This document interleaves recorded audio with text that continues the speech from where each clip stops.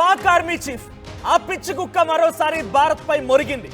మా దగ్గర అణుబాంబులు ఉన్నాయని చెప్పి హెచ్చరిస్తోంది.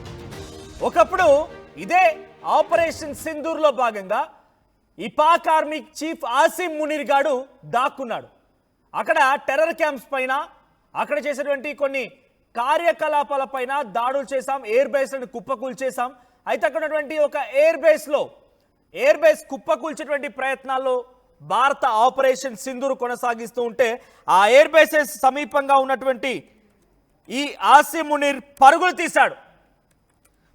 తీసి ఒక్కసారిగా గోలో దాక్కున్నాడు. కానీ ఇప్పుడు ఏం మాట్లాడుతున్నాడు తెలుసా? ట్రంప్ సహాయంతో, ట్రంప్ ఇచ్చేటువంటి ఆ ప్రోత్సాహంతో ట్రంప్ అమెరికా గడ్డ పైన పడి భారత్ పైన అణుబాంబులు వేస్తామని హెచ్చరిస్తున్నాడు. మరోసారి భారత ఇండస్ రివర్ పైన, సింధు నది పైన నిర్మించేటువంటి ఆ డ్యామ్ ని కట్టేంత వరకు చూస్తాం. ఆ తర్వాత క్షిపణులతో దాడి చేసి దాన్ని కూల్చేస్తాం. ఈ పిచ్చుకొక నాలిక తెగ్గొయ్యాలి.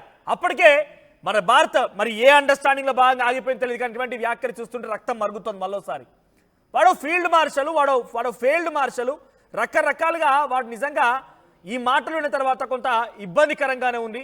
సో డైరెక్ట్ గా భారత్ని ఉద్దేశించి అమెరికా గడ్డపై నుంచి ఒక పాక్ ఆర్మీ చీఫ్ ఈ రకంగా మాట్లాడుతున్నాడు. దానికి ట్రంప్ వత్తాసు పలుకుతున్నాడు. ట్రంప్కి ఫస్ట్ తెలియలేదు.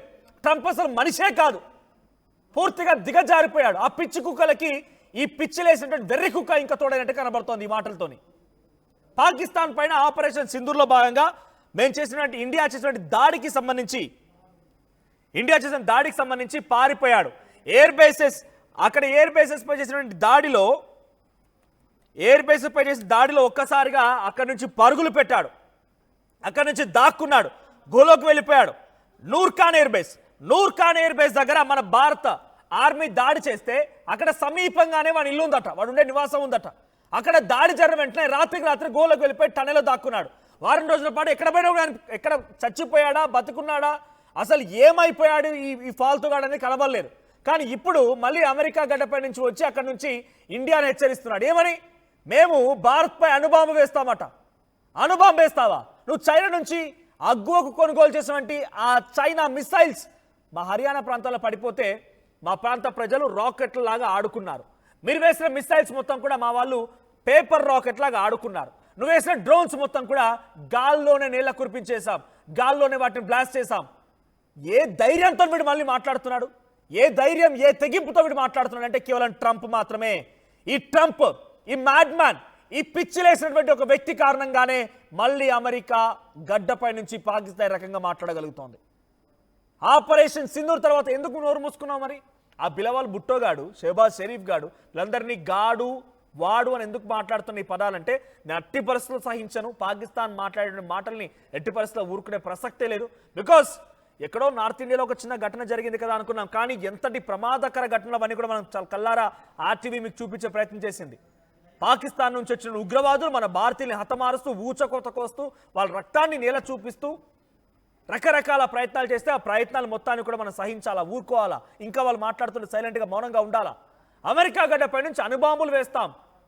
మాకు పాకిస్తాన్ అణుబాంబు దేశంగా ఉంది, అణు ఆయుధం కలిగిన దేశంగా ఉంది. మేము ఎప్పటికైనా మాకు ముప్పు, పాకిస్తాన్కు ముప్పు అని తెలిస్తే బాంబులు వేస్తామని చెప్పి హెచ్చరిస్తున్నాడు. పాకిస్తాన్కు ముప్పు అని తెలిస్తే దాడులు చేస్తారట. సింధు నది జలాలపైన ఇప్పటికీ మనం నిలిపివేశాము, షిమ్లా అగ్రిమెంట్ని బ్రేక్ చేశాము. ఆ నీళ్ళని ఏ ఒక్క చుక్కని కూడా మనం కిందికి వదిలిపెట్టడం లేదు. ఇప్పటికే 80% నీళ్లు మొత్తం కూడా పూర్తిగా అట్టడుక్కు వెళ్ళిపోయాయి. పాకిస్తాన్లో కనీసం తాగడానికి కూడా నీళ్ళు లేవు. అటువంటి ఒక పరిస్థితుల్లో అక్కడ పాకిస్తాన్ అల్లాడిపోతూ ఉంటే, ఎస్, మేం వేసేటువంటి భిక్షతో, మేం వేసేటువంటి ఒక చిల్లర డబ్బులతో బతికినటువంటి పాకిస్తాన్కే ఇంత ధైర్యం, ఇంత తెగింపు ఉంటే భారత్కి ఎంత ఉండాలి? ముందుగా మీ దగ్గర జరిగినటువంటి ఆ దాడులను ఆపుకోండి. భారత్ గురించి కాదు, ఈ అణుబాంబు క్షిపణులు బలూచిస్తాన్ ఎదుర్కొరా పిచ్చి వెదవా హౌలాగా. ఈ మాటను ఎందుకు మాట్లాడుతున్నానంటే వాడు డైరెక్ట్గా మళ్ళీ అణుబాంబు అంటున్నాడు. సార్ వాడు మాట్లాడిన బయట ఉంటే ఒకసారి ప్లే చేయండి.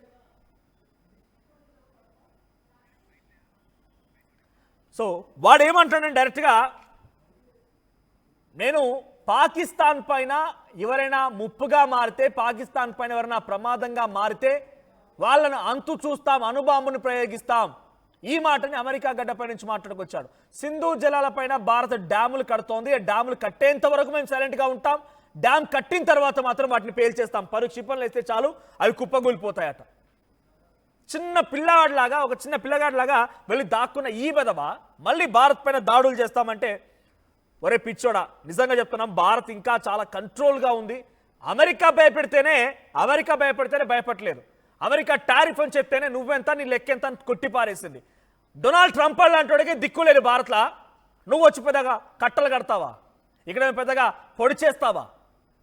భారత్ పైన మళ్ళోసారి విషయం జిమ్మే ప్రయత్నం ఈ పిచ్చుకుగా చేస్తోంది. ఇటువంటి వారిని సహించకూడదు, డెఫినెట్గా నాలుకలు చీరేయాల్సిందే. అమెరికా అధ్యక్షుడు డొనాల్డ్ ట్రంప్ యొక్క సహకారంతోనే ఈ రకంగా మాట్లాడుతున్నాడు. 250th యానివర్సరీ ఆర్మీ డేలో ఈ పిచ్చుకుని గెస్ట్గా పిలిచింది డొనాల్డ్ ట్రంప్. గెస్ట్గా వెళ్ళిపోయి ప్రైవేట్గా లంచ్ ఇద్దరు కలిసి డిన్నర్ చేశారు. డిన్నర్ చేసి ఇద్దరి మధ్య ఒప్పందం జరిగిందట.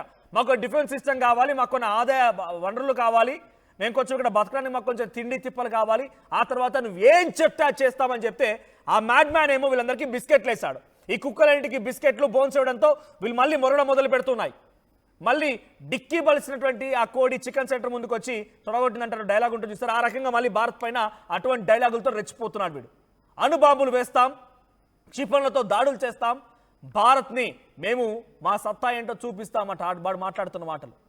అమెరికా మళ్ళీ ఇప్పుడు అక్కడ ఒక కమాండర్ ఎవరో, ఆర్మీ కమాండర్ ఎవరో రిజైన్ చేశారంటే, టర్మ్ అయిపోయిందంటే, రిటైర్మెంట్ ఫంక్షన్లో పార్టిసిపేట్ చేసినటువంటి ఆసిమ్ మునీర్ మళ్ళీ వ్యాఖ్యలు చేశాడు. మళ్ళీ ఇప్పుడు అమెరికాలో ఉన్న ఆల్రెడీ అమెరికాకు వెళ్ళిపోయి అమెరికా డొనాల్డ్ ట్రంప్ సపోర్ట్తో ఈ రకంగా చేస్తున్నాడు. డొనాల్డ్ ట్రంప్ కనుక ఇప్పటికైనా ఈ ఉగ్రవాదులని పెంచి పోషించేటువంటి విధానాన్ని మార్చుకోకపోతే ప్రపంచ దేశాలు మొత్తం చూస్తూనే ఉన్నాయి, ప్రపంచ దేశాలు మొత్తం గమనిస్తూనే ఉన్నాయి. మరి ముఖ్యంగా భారత్తో ఇటీవల కాలంలో నువ్వు ఒక విషయం ఏంటి, టారిఫ్లు పెంచానని చెప్పావు.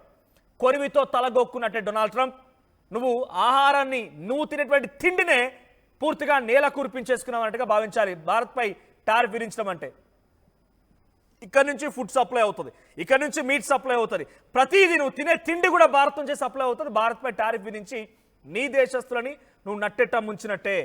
ఇప్పుడు మళ్ళీ పాకిస్తాన్ని పెంచి పోషించి పాకిస్తాన్ పిచ్చి కుక్కలకి మళ్ళీ బిస్కెట్లు వేసి పాకిస్తాన్కి ఆదాయ వనరులు సమకూర్చి మళ్ళీ భారత్పై ఉసిగొలిపే ప్రయత్నం డొనాల్డ్ ట్రంప్ చేస్తూ ఉన్నాడు. If you or dare enough, Asim Munir నిజంగా డేర్ ఎనఫ్ ఉంటే నేను ఇక్కడ ఉన్నాను అని చెప్పి ఒక అడ్రస్ చెప్పనిది. నువ్వు పాకిస్తాన్ అనే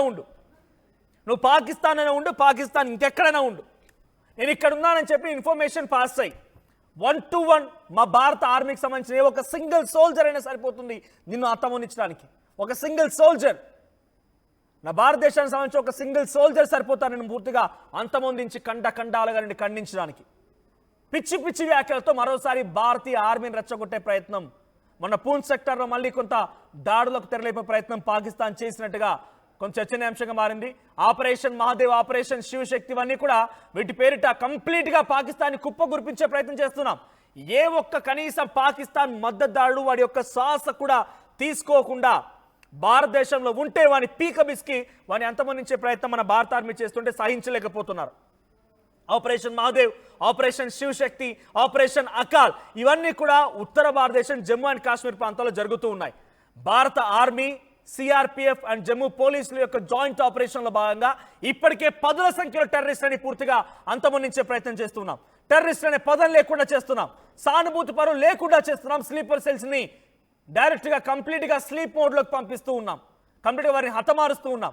ఇవన్నీ నొప్పించుకొని ఇక మా ఉనికిపోతుంది, భారత్ పైన మేము పట్టుకోల్పోతున్నాం, భారత్లో మా కుట్రలిక సాగడం లేదు, ఇప్పటికే ఓడిపోయాము, కాళ్ళు పట్టుకున్నాము, కాళ్ళ వేళ్ళ పడిపోయి సీజ్ ఫర్ నెస్టన్ నేపథ్యంలో యుద్ధాన్ని మొత్తం ముగించేసుకున్నాము. ఆపరేషన్ సింధూర్లో కొంతమంది మహిళా శివంగిలు మాపై దాడి చేసి మమ్మల్ని మట్టి కురిపించాయి, మా టెర్రర్ క్యాంప్స్ కుప్పగొలిపోయాం. జైష్ ఇ మహమ్మద్ ఉగ్రవాద సంస్థ, లష్కర్ ఇ తోయిబా, ఆ తర్వాత హిజాబుల్ ముజాహిద్దీన్, ఈ 3 ఉగ్రవాద సంస్థలకు సంబంధించినటువంటి సంస్థల స్థావరాలు మొత్తం కూడా నేల కురిపించారు. నూర్ ఖాన్ ఇటువంటి చాలా కీలకమైనటువంటి ఎయిర్ బేసెస్ మొత్తం కూడా కుప్పకూల్చాం. కిరాణా హిల్స్ ని కూడా వాళ్ళు దాడి చేశారు రకంగా పాకిస్తాన్ చెప్పుకొచ్చింది.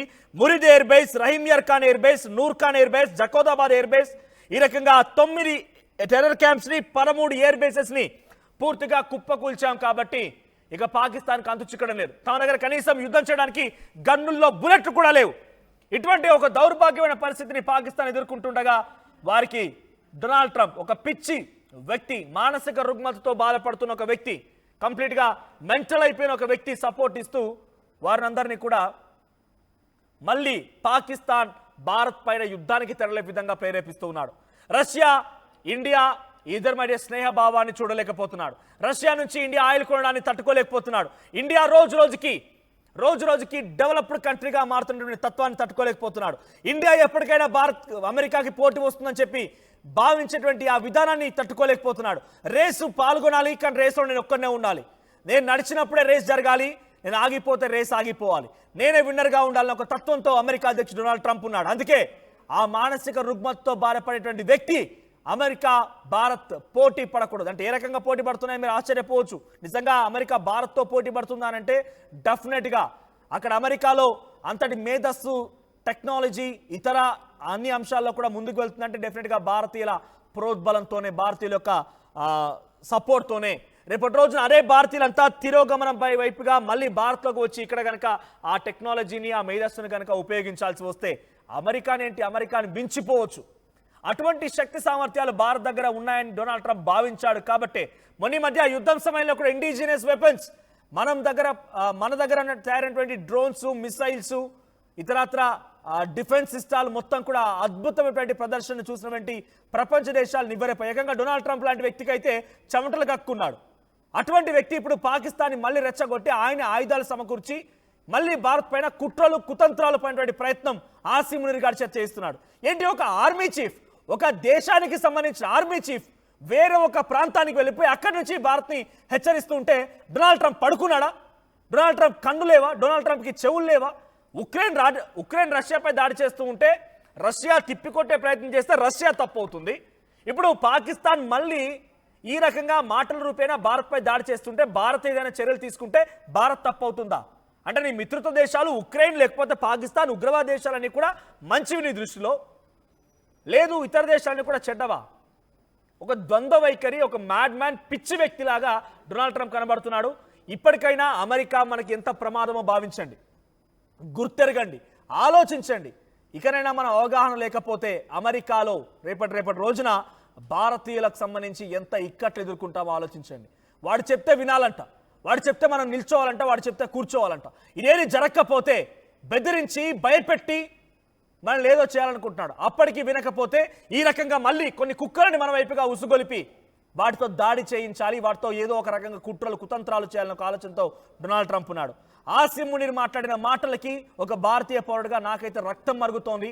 సో మీ అభిప్రాయాన్ని కామెంట్ చేయండి, నేను ఈ కామెంట్స్ చదివే ప్రయత్నం చేస్తాను. బికాస్ వాడు ఏమంటాడంటే మళ్ళీ అణుబాంబులు ఉన్నాయి. షహబాజ్ షరీఫ్ ఈ రకంగానే మాట్లాడుకొచ్చాడు. ఇషాక్ దార్ ఫారెన్ మినిస్టర్ ఈ రకంగానే మాట్లాడుకొచ్చాడు. పాకిస్తాన్ డిఫెన్స్ మినిస్టర్ ఖ్వాజా ఆసిఫ్ ఈ రకంగానే మాట్లాడుకొచ్చాడు. మాజీ విదేశాంగ మంత్రి బిలావల్ భుట్టో ఈ రకంగానే మాట్లాడుకొచ్చాడు. కానీ ఏం పొడవగలిగారు వీళ్ళంతా? సైలెంట్గా మన ఆపరేషన్ సింధూరు చేస్తూ ఉంటే కాళరాత్రిని పరిచయం చేస్తే ఏడుస్తూ గోలోకి వెళ్ళి దాక్కున్నారు, టన్నెల్స్లోకి వెళ్ళి దాక్కొని ప్రాణాలు కాపాడుకున్నారు. వీడు సైతం, ఆసిమ్ మునీర్ సైతం టన్నెల్లో వెళ్ళి దాక్కున్నాడు. Nur Khan air base, I still remember, మన భారత ఆర్మీ చెప్పినట్టుగా నూర్ ఖాన్ ఎయిర్ బేస్ దగ్గర దాడి చేస్తే దానికి సమీపంగానే వీడు ఉండేటువంటి ప్రాంతం అట. సో అక్కడ దగ్గరగా జరిగిన దాడిని చూసి భయపడిపోయి గోల్లోకి వెళ్ళిపోయి టన్నెల్ దగ్గర దాక్కున్నాడు. చుట్టూ వందలాది మంది ఆర్మీ సోల్జర్స్ని పెట్టుకున్నాడు. వాడి ప్రాణాలు కాపాడుకున్నాడు. కానీ ఏ మాత్రం కూడా వాడు రిటిలేట్ చేసే ప్రయత్నించే, కనీసం నేను ఉన్నానటువంటి ధైర్యాన్ని కూడా అక్కడ పాక్ ఆర్మీకి వెళ్ళలేకపోయాడు. ఈ పిచ్చి కుక్కలంతా ఇంతే, అరవడం తప్ప. అందుకే చెప్తూ ఉంటారు అరిసే కుక్కలు కరవు అని చెప్పి. వీళ్ళు అరుస్తూ ఉన్నారు, వీళ్ళతో పెద్దగా ఒరిగేదేం లేదు. కానీ డెఫినెట్గా గుర్తుపెట్టుకోండి, మన చుట్టూ శత్రువులే ఉన్నారు. బంగ్లాదేశ్ ఒక రకంగా ఇస్లామిక్ దేశంగా మారాలని ఒక ఆలోచనతో అక్కడ యూనస్ ప్రభుత్వం ప్రయత్నం చేస్తూ పాకిస్తాన్తో జత కడుతోంది. సో ఈ క్రమంలో అక్కడి ఆర్మీ కూడా రష్యా సహాయం కోరింది. వకార్ అక్కడికి యూనస్ ప్రభుత్వాన్ని వ్యతిరేకిస్తూ ఉన్నారు ఆర్మీ చీఫ్. సో బంగ్లాదేశ్తో ఎప్పటికైనా ముప్పే. చైనా కూడా మన శత్రువుగా భావించలేం, ఇప్పటికే మనలో కొంత ప్రాంతాన్ని ఆక్రమించే ప్రయత్నం చేసింది. ఆ తర్వాత పాకిస్తాన్ కూడా మొన్న ఈ మధ్య యుద్ధం సమయంలో మిసైల్స్ని పంపించింది. మన పక్కన పాకిస్తాన్ కూడా ఒక శత్రు దేశమే. ఇవన్నీ కూడా మన చుట్టుముట్టున్నాయి. భారత్ ఎప్పటికైనా కొంత అలర్ట్గా ఉండాల్సిందే. నేపాల్ అది పెద్దగా మనం దేశంగా భావించలేం, అంటే అంత పెద్ద భారత్ ఎదుర్కొన్న దేశంగా భావించలేం. బట్ దాన్ని ఒక పారాసైట్గా ఉపయోగించుకొని దేశాలని అటాక్ చేయొచ్చు కూడా. సో ప్రస్తుతానికి భారత్ అనేది చుట్టూ ఒక డేంజరస్ జోన్లోనే ఉంది. మన చుట్టూ శత్రువులు ఉన్నారు. ఏ క్షణమైన ఎటువంటిదైనా కూడా జరగవచ్చు, కంట కనిపెడుతూ ఉండాలి. మనల్ని మనం సంరక్షించుకోవడం కోసం ఆలోచన చేస్తూనే ఉండాలి. స్లీపర్ సెల్స్, ఈ స్లీపర్ సెల్స్ అనే వాళ్ళు ఉన్నారు మన భారతదేశంలో. ఇంకా ఏదో ఒక దేశం నుంచి ఇక్కడ వచ్చి బతికే వాళ్ళంతా కూడా స్లీపర్ సెల్స్, లేదా ఈ దేశంలో ఉన్న వారంతా కూడా కొంతమంది సానుభూతి పరులు ఉన్నారు, పాకిస్తాన్కి సానుభూతి తెలిపేవారు ఉన్నారు. వారంతా మనకు ప్రమాదమే. మనల్ని చిత్రహింసలకు గురి చేసి, లేకపోతే కుట్రలు కుతంత్రాలు చేసి మన రక్తాన్ని చూడాల్సినటువంటి వ్యక్తులుగానే వారంతా భావించాలి. సో ప్రస్తుతానికి ఆసిమ్ మునీర్ మాట్లాడిన మాటలు ఇప్పుడు దేశవ్యాప్తంగా చర్చనీయాంశంగా మారి మరోసారి కొంత ఆందోళనకు గురి చేస్తూ ఉన్నాయి. మా దగ్గర అనుభవం ఉంది, అణ్వాయుధ దేశంగా ఉన్నాం, మాకు ముప్పని తెలిస్తే మేము దాన్ని తప్పకుండా భారత్పై ప్రయోగిస్తాం, సింధు జలాలని వదిలిపెట్టకపోతే డ్యామ్లని పేల్చేస్తామనే వ్యాఖ్యల్ని ఆసిమ్ మునీర్ చేసుకొచ్చాడు. ఈ వ్యాఖ్యలపైన మీ అభిప్రాయం ఏంటి? కామెంట్ చేయండి.